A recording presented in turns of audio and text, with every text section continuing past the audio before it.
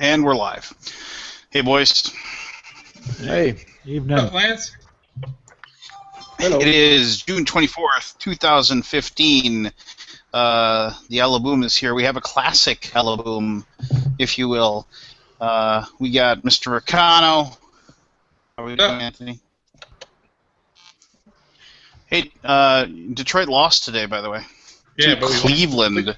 But we kicked their ass the two previous games, so. Oh, yeah. Who's second in the American League Central? I forget. Who's what? Who's in second in the American League Central? And second is the first loser. I forget who's second.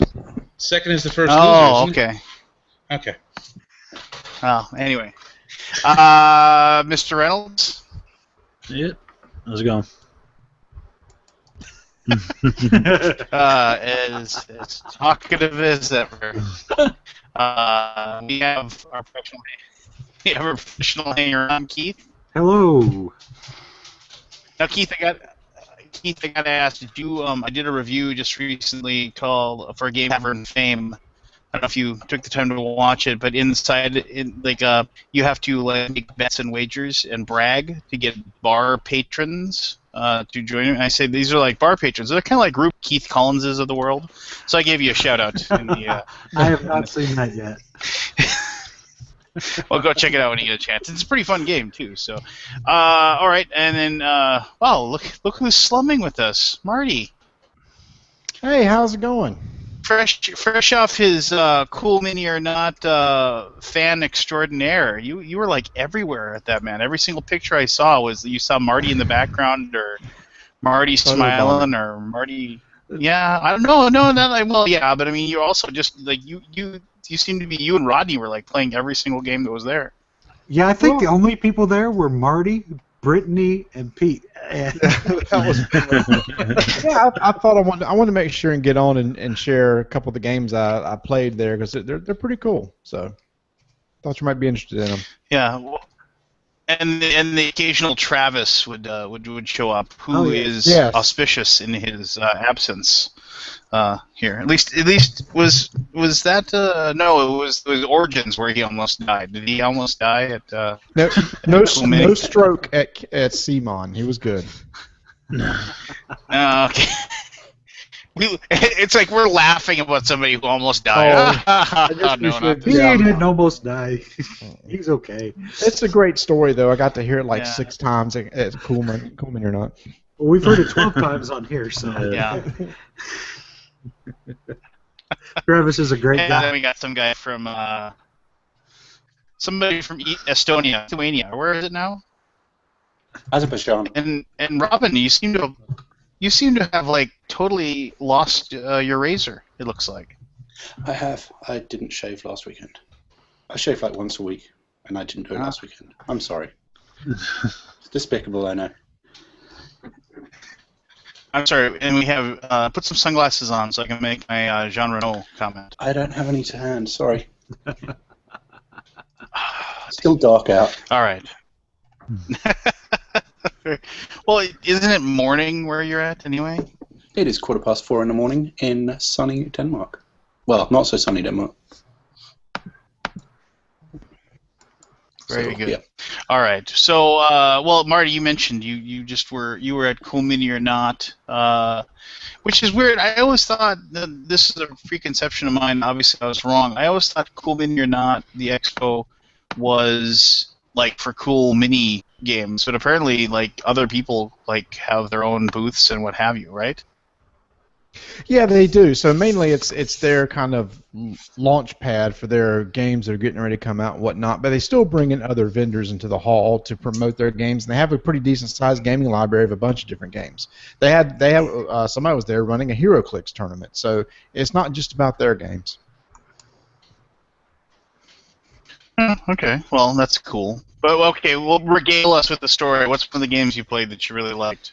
So, the game of the weekend for me was Blood Rage. I got to play that game twice. That's the game from Eric Lang, who was there. He tends to go there every year because he's doing a lot of games for them. I did that game with Guillotine Games. It's being published by Cool Mini, and we got to play through a couple times. It is I backed this game, and I'm glad I did because it is really good in that it has a great drafting mechanic. At the very beginning of each round, you draft cards that you're going to use during the game for doing battles or upgrading your units. And then it's more like a simple area control style game while you're trying to move into areas and battle other people. But what's cool is when you die, you're actually rewarded. In that all those that go to Valhalla at the end of the round, when they come back to your player board, you actually get points for that. And then there's different strategies you can employ, like Pete, during our game with Pete Shirey, he got these Loki battle cards, which says whenever you lose, you steal 2 points from the person who won. So, and then you have quests where it's like, okay, if you have 4 people that go to Valhalla, you get some bonus points. So there's these little engines that you can do, so it's not all about winning. Both Rodney and I really dug the game. It's a shame we did a playthrough video with Eric showing how the game works, and somebody stole Cool Mini or Not's video equipment, and in that was all the footage that we recorded. Oh, that's Oh, no way. Yep. And it's not just that. In other news, wait a minute. In other news, I just got some really cool new video equipment, by the way, on the cheap. Can we just get the memory card out of it? And then I don't know what memory card. the next night we played Eric's new game that's going to be coming out on Kickstarter this September called The Others, which is a post-apocalyptic theme where you're playing against one of the 7 deadly sins. And it's a one versus many game like Descent or Mansions of Madness. And so you play a character and you're trying to go through the town and try to eliminate monstrosities that have entered the town that the different sins are corrupting people, and then you're having to fight against those people. And each time you play, it's a different scenario. It's like a story-based scenario that has 3 parts, and the parts branch. So as you go down, you pick which path you want to go down.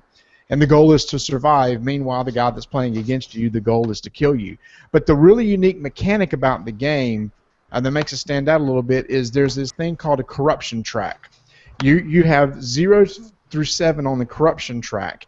And it's your choice to get corrupted, but whenever you do, you get a bonus. So as you move up the track, if you say, well, I'm going to go into a battle, I'm going to take 1 corruption, it may give you like an extra die or an automatic hit, an automatic defense. But what's neat is every time you take 1, you get that bonus for that particular one plus every one below it. So by the time you get to the end of the track on the 7th corruption, you get all those bonuses. But if you take any damage once you're fully corrupted, or if you there's these mechanics that will corrupt you even though you don't want to. If that happens, then you take damage. You take 4 damage, you're dead. So the whole thing is manipulating this corruption track. It's like, how much do I want to push my luck in order to get the really cool bonuses? But then I may die by taking too much corruption. And so we were playing against Eric. And so obviously every time somebody picked up dice, they want, hey, you want to increase your corruption? I think you need to do it. I think you should increase your corruption because that's really his goal. So everything else is kind of same-ish, but the corruption mechanic is really cool. And it's full of minis trying to walk around a map as well? Yes, it is. So if you look at it, it looks like Descent. It's square boards that they have miniatures, and the main guy's controlling the miniatures and moving around the board. And likewise, you have characters that are unique, and you try to fight against him. So that part is dice combat. So you get dice, and you get loot, and the loot may give you weapons. It give you more dice to roll. So that's all very familiar. So it's the corruption that's kind of unique. Did you get a look at the new expansion for Arcadia Quest? The Arcadia Inferno? Yeah. Yes, I saw some of the miniatures, and oh my gosh. The main bad guy is like a Satan-type demon thing, and he has a throne about that big. About that big. See? About that big. And he actually sits on it, so it's 2 pieces. So he has his throne, and he has his part that he sits in it, and it's just, of course, everything Cool Mini does, miniature-wise, is going to look fantastic, and this is the same way. And this game is going to be a standalone game, or you can incorporate it with using your existing miniatures. But yeah, that'll be coming out later on too. So that was another big announcement from them. Arcadia Quest, I think it's Inferno. So the idea is like you're fighting in hell. That was scary. That sounds like my job. Plus, let's see what else they had. Oh, there's this really cool co-op game that they're coming out with. Now, the Cool Mini's releasing like a $20 card game. It's called Grizzled. This game is out in France, and you're playing as World War I French soldiers that are in the trenches. And it's more like a set collection type game where each of you are dealt cards, and you have to play a card from your hand each time it comes to you, and your card has on it a weather scene in the background, snow, rain, sunny, plus an icon like a whistle or a gas mask or something. And as you play cards, your only thing is 3 of the same thing can't be on the table, so you can't have 3 storms or 3 whistles on the table at the same time. If you do, you lose the mission. The goal is to run out of cards. Well, there's 2 decks on the table, one that you're drawing cards from into your hand each round to get rid of, and one that refills that deck if you fail the mission. So if the refill deck is ever depleted, you lose the game. If you ever deplete the draw deck that you're pulling cards from and get rid of cards in your hand, then you win the game. It's just different for a Cool Mini or Not game to come out with something like that, and that's supposed to be released at Gen Con, actually. Did they keep the original art? I think so. What we played was the French version. Okay. I don't know. I mean, since they're coming out with it at Gen Con, I assume they probably don't have too much time to change it.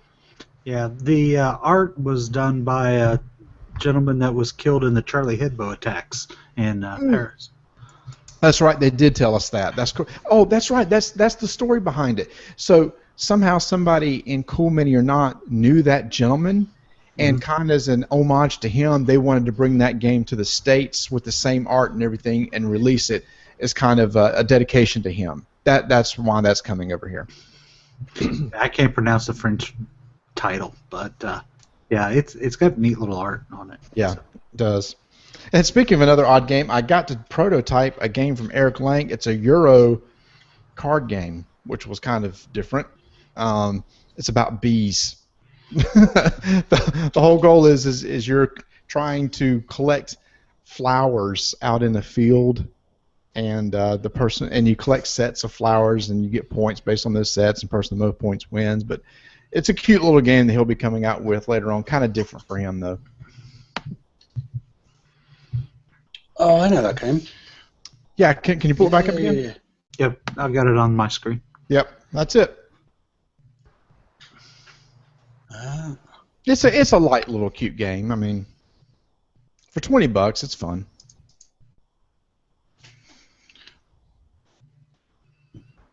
So the one question I would like to ask Cool Mini or Not is about their Kickstarter exclusive policy with all the minis that they do. They're not here, though. No, I know. They're not here, though. You can't really ask questions, I so know. that's kind of pointless. Bring that up. But Thank you no, for wasting 10 seconds of your time. Shut up. Marty, you were there, so I want to know, like, Blood Rage has already kickstarted. Correct. And now they're doing all the previews, and they had it out there with all the minis and stuff like that. And obviously, I think Rodney just put up an unboxing video with Eric Lang. Okay. I shot the video for that. I was behind the camera, so there you go. Good job, Marty. Thank you. It was very steady. Yeah, good job. That was a tripod, so. Well, not the last part. So yeah, they've got all these exclusive miniatures that they do. I want to know if that will affect their post sales of the games, because people like me who want to collect the game, they want all the minis that come with it, and there's some beautiful looking minis, as you say. I mean, majority of those Kickstarter exclusives were the big grey figures that they had. The I monster. can't remember. Yeah, the monster type things, and it's just kind of off-putting that you can never get them. Oh, so those aren't going to be the standard retail? Some of them are, but there was there's one called the Wolfman, and I think they ended up having headloads because they hit so many stretch goals. Were the gods part of the Kickstarter exclusive? I can't remember. There were god figures that was, which was kind of cool too. There's these little god figures that when you put them on a particular territory, it was just random, they would affect that territory in some certain way.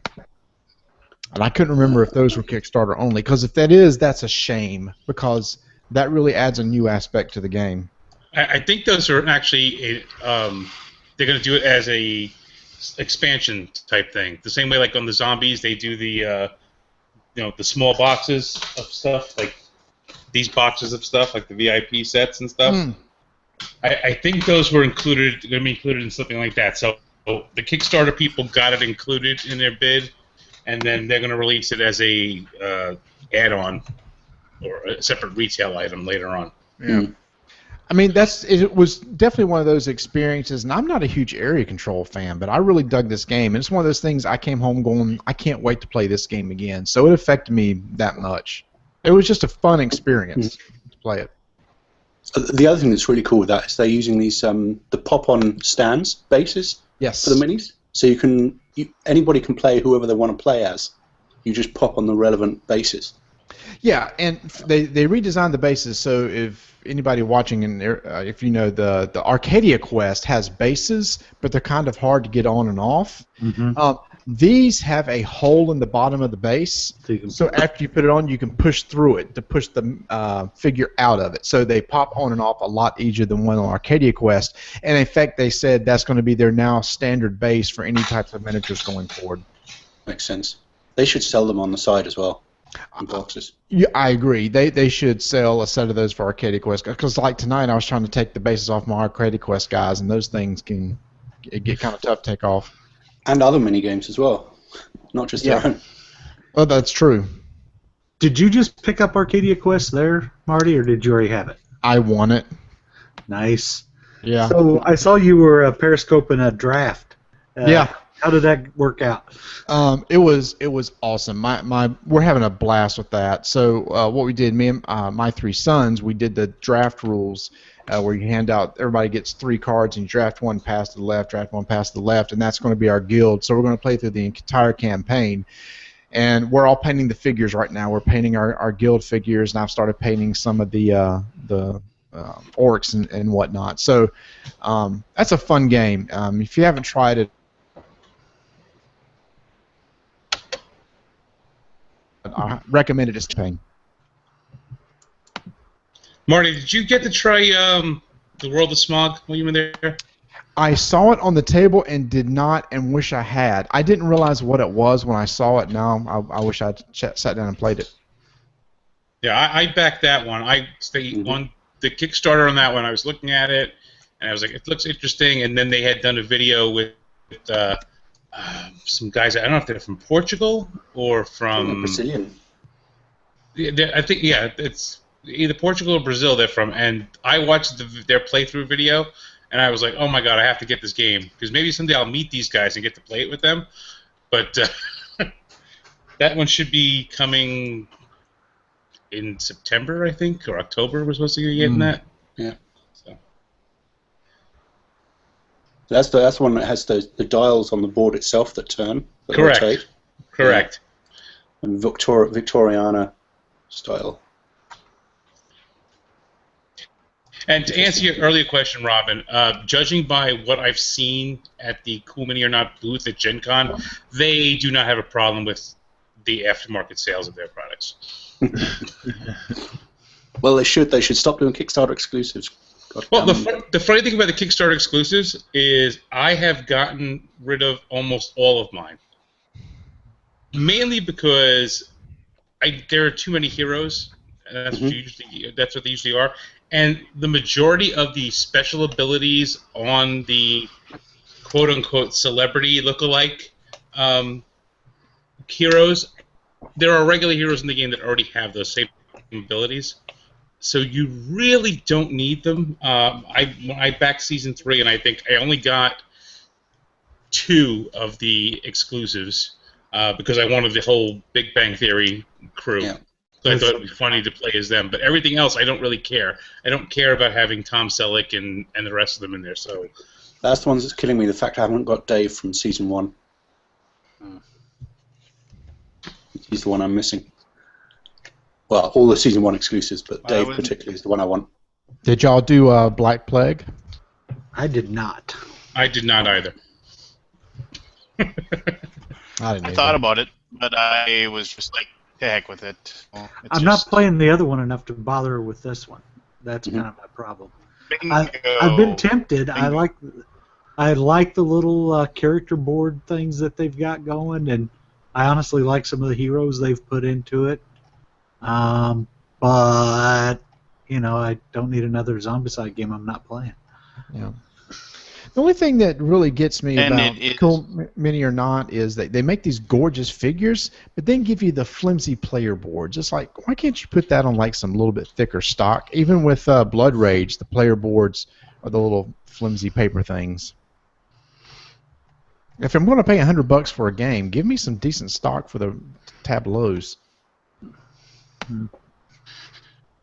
Yeah, I mean, I think that's like one of if they did that, then you're adding another $20. I mean, and then at that point, if you're going to spend $100, anyone who's willing to spend $100 on a game is willing to spend $120. And it's just one of those weird things.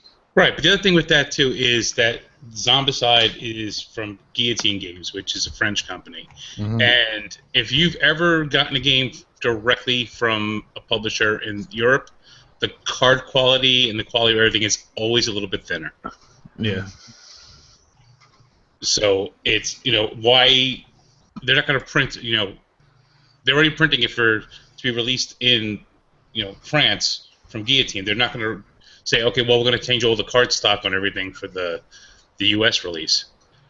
It's different when they bring a game, and they print a new version of the game for the U.S., but usually you don't even get that half the time. So, like, if anyone has the plural version of Robinson Crusoe, the card stock is thinner than the Z-Man version. Oh, really? I never noticed that. If you have, and because that's the standard. I remember, even Exodus, Proxima Centauri, and SKN games, the first edition when that came out, the punch board stuff in there is extremely thin, but it's not on like regular cardboard either. It's like on like that plastic card stuff. Mm-hmm. So it's kind of durable, but it is extremely thin compared to what you're used to for like tokens in a game. So, but that's like standard there. That's like regular quality stuff there. So. Well, look at the old Aaliyah games. If you got the old Aaliyah, all the cardboard was super thin, and like if you breathed or sighed too heavy on the table, they'd fly everywhere. So, but then and then when they first brought them over, Jay at Rio Grande would just say fine and use it. But then after enough complaints, people eventually they started actually taking the Aaliyah games and actually making with the thicker cardboard. It's just Americans. We have to supersize everything, right? We just have to make everything bigger and thicker and whatever. So we're like it's us. It's not the rest of the world. We're like Neanderthals when it comes to grabbing stuff.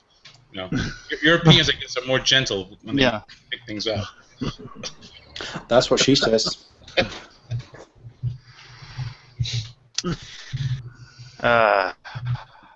So other than that, has anybody been playing anything? We heard about all kinds of crazy stuff at the expo, but what's been hitting their table lately?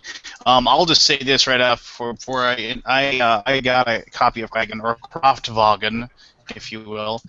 And that is a really, really fun game. I might have played it out, but I've gotten dozen plays of it. So I might have gotten to that solvency point for me. But it's got a lot of little cool moving parts. It has like the same games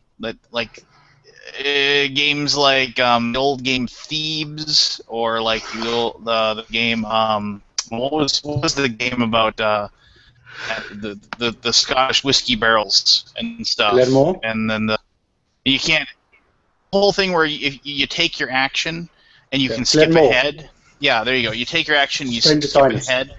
Just can I talk? No.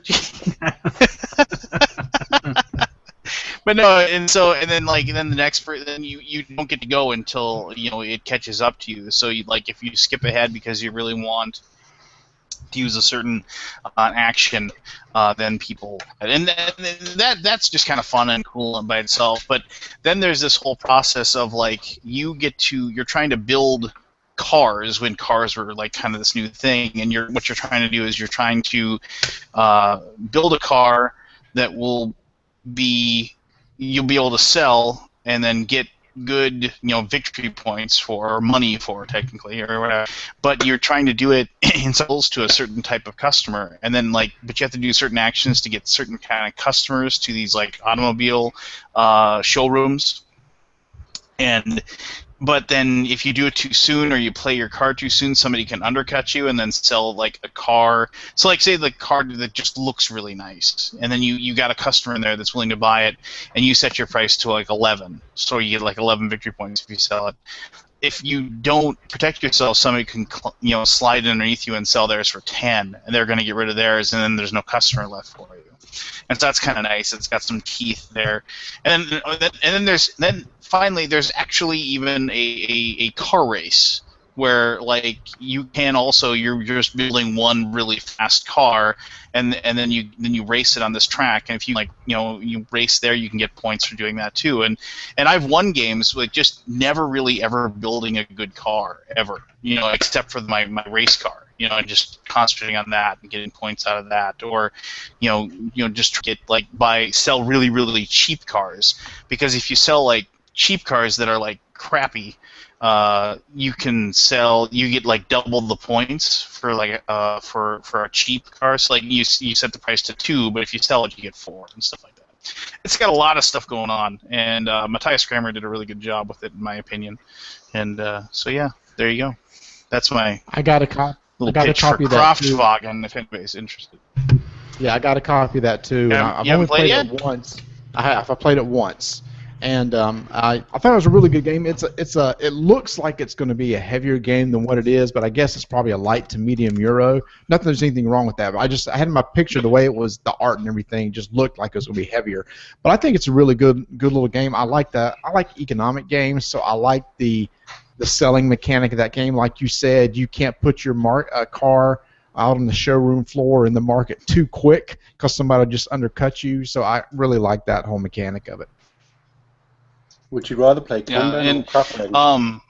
Well, Kanban and Kraftwagen are way two different games. There's no comparison, really, other than the theme. Kanban is way, heavier. Kanban's that game where if nobody's played it at the table, you've got an hour of one guy looking at the rules like this as you get through your turn, and but they both have their appeal.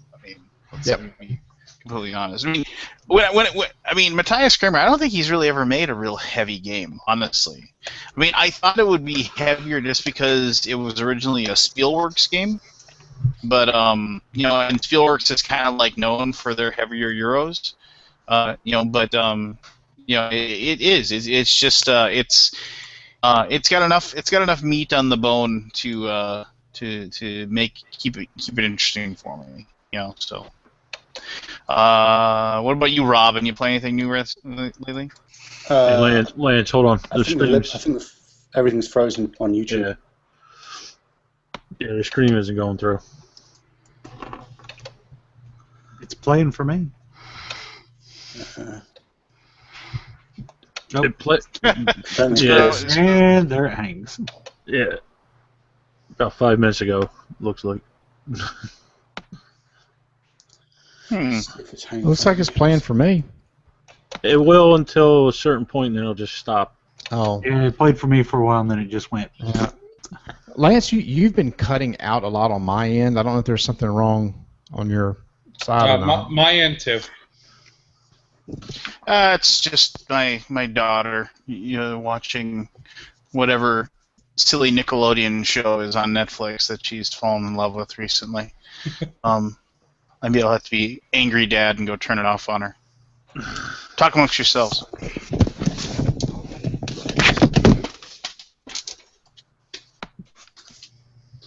I'm done anyway, so I'm going to go to bed soon. So.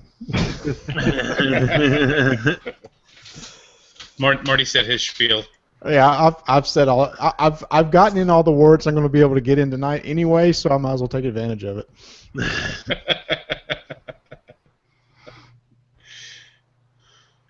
Nerd Nighters are still running, so it must be Yeah.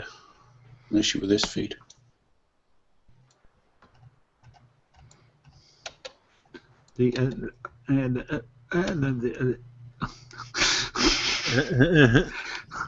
I got a little bit of that a while ago coming through. Yeah, I thought it was my bandwidth at first, but like Marty didn't break up, no one else broke up, but Lance was breaking up, and I'm like, all right, it's not me. It probably is Lance. He's running the feed, you know. All right, so Barry, what have you been playing? Not much. Agents of Smirch, we got that in today. Dark Seas, a bunch of Spyfall. Trying to think what else. Yeah, that's about it. Are we still frozen on YouTube? Hold on. Let me refresh it. Well, I have. I was the awful dad who turned it off on them. So theoretically, it'll pick up. Well, my downstream's only If going at not- 96 megabits right now, so. It's still frozen.